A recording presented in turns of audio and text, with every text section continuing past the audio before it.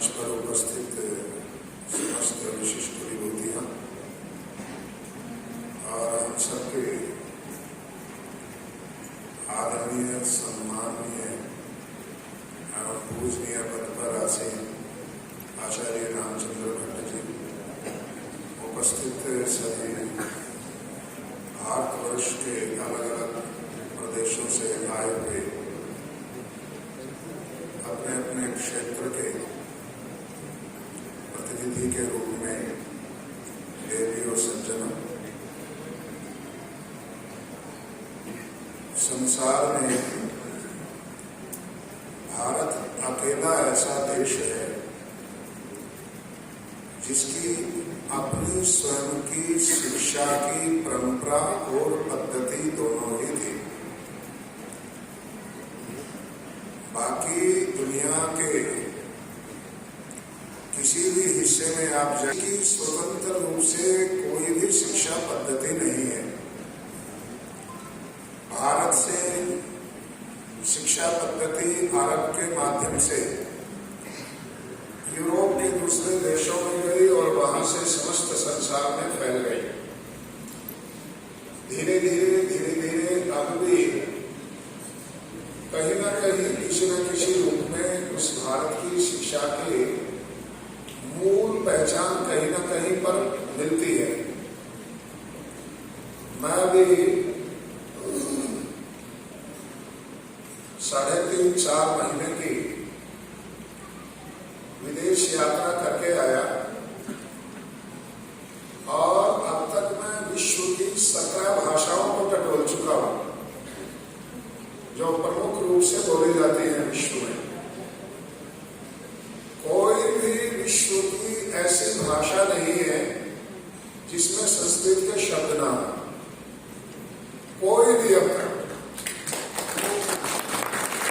17 भाषाएं अब तक मैंने टटोली हैं, उनमें कोई भाषा ऐसी नहीं मिली जिसमें संस्कृत के शब्द नहीं है। स्पेनिश है, फ्रेंच है, पुर्तगीज है, यूक्रेनियन है, चेकोस्लोवाकिया की है, अंग्रेजी है, जर्मन है, फारसी है, अरबी है, उर्दू है। ये बाहर की भाषाएं बोल रहा हूँ, चलो उर्दू तो यहीं पैदा हुई इस देश में अपने। लगभग सभी ने आपकी बात की मैं विशेष उपलब्धि आपको बताऊं, जिनको दुनिया में नेटिव नेशंस के नाम से जाना जाता है, वो 3 देशों के लोग हैं मूल रूप से। एक कनाडा, अमेरिका और ऑस्ट्रेलिया। तो ऑस्ट्रेलिया के लोगों से तो ऐसा कोई, मैं थोड़े दिन के लिए गया था, संबंध स्थापित में नहीं हो सका, पर मेरी इच्छा कनाडा और अमेरिका के जो नेटिव इंडियन थे, जिनको इंडियन के नाम से बोलते हैं, रेड इंडियन के नाम से बोलते हैं, तो उनसे कोई उनका विद्वान व्यक्ति मिल जाए। तो 13-14 सालों से पिछले बड़ा प्रयास चल रहा था।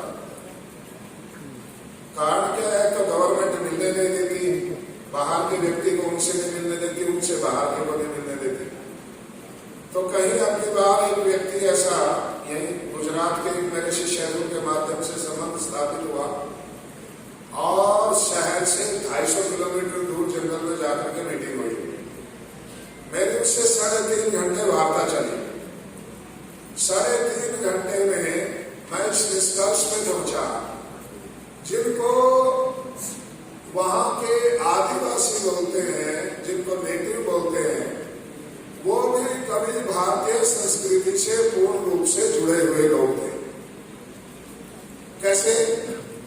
मैंने उससे अलग अलग तरह से 17 शब्द बुलवाए।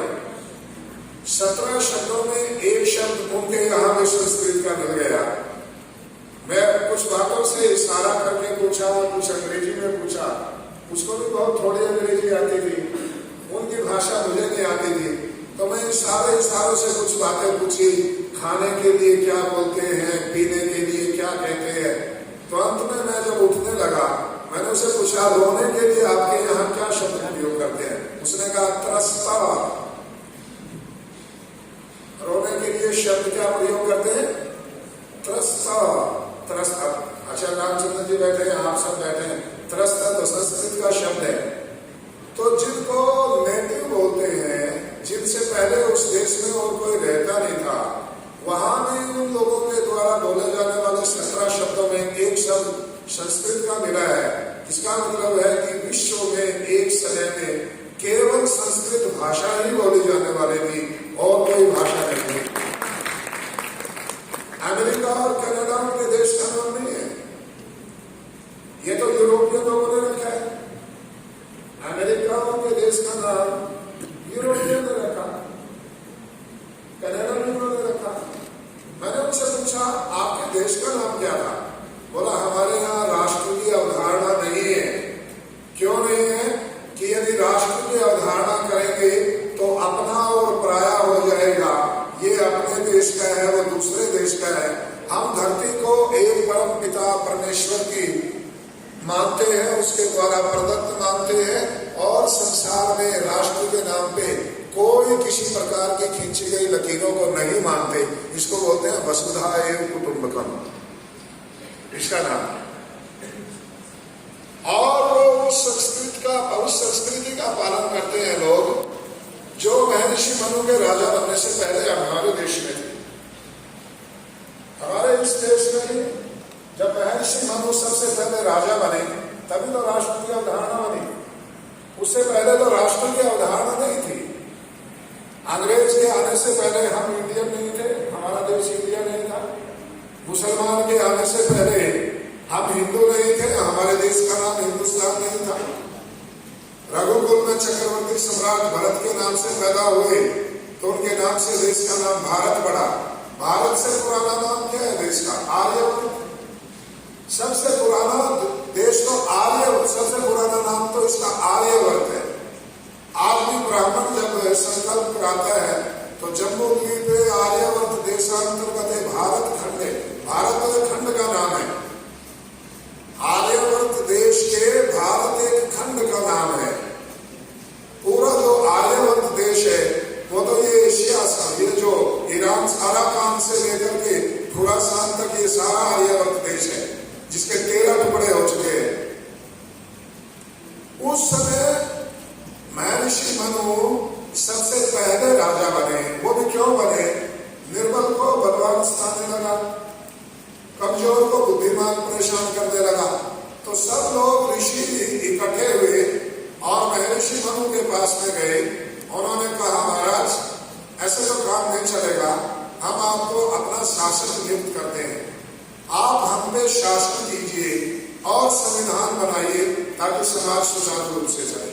तो उस सृष्टि का सबसे पहला संविधान इस सृष्टि का मानव के द्वारा निर्मित, परमेश्वर द्वारा प्रदत्त जो सृष्टि का संविधान है वो तो वेद है। 4 वेद मनुष्य के लिए परमेश्वर प्रदत्त सृष्टि का संविधान है। मानव प्रदत्त जो सृष्टि का संविधान है जो मनुष्य ने दिया ऋषि के रूप में, वो पहला संविधान मनुस्मृति है। और दुनिया का लगभग 27 देशों का कॉन्स्टिट्यूशन संविधान मैंने देखा है। ऐसा कोई भी देश नहीं है जिसने महर्षि मनु की मनुस्मृति से अपने संविधान में कोई चीज न ली। सबसे पहला संविधान है मनुष्य के द्वारा, ऋषि के द्वारा लिखा हुआ। तो आर्य